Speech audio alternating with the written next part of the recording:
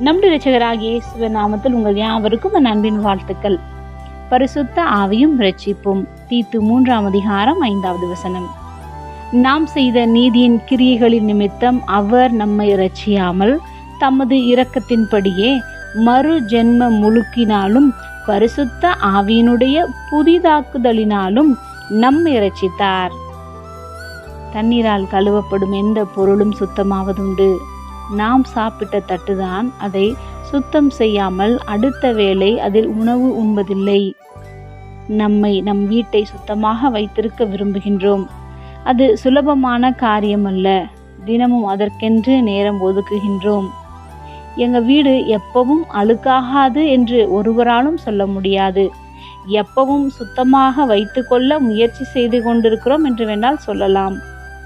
வெளிப்புறத்தை சுத்தமாக வைத்திருக்கலாம். உள்ளான மனிதனின் இரட்சிப்பு நம்முடைய சுயநீதியினால் உண்டாகாமல் தேவனுடைய இரக்கத்தின்படியே மறுபடியும் பிறந்த அனுபவத்திற்கு ஞானம் நம்மை கர்த்தருக்குள் மறுபடியும் பிறக்கும் அனுபவத்தையே தருகிறது.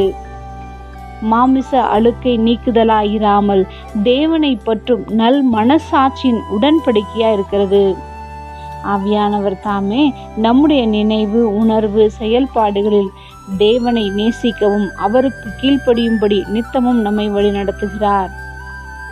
பவுல் லீஸ்திராவில் சுவிசேஷத்தை பிரசங்கித்துக் கொண்டிருக்கும் போது தாயின் வயிற்றிலிருந்து பிறந்தது முதல் சப்பானியாயிருந்து ஒருபோதும் நடவாமல் கால்கள் வழங்காதவனாய் உட்கார்ந்து கேட்டுக்கொண்டிருந்தான்.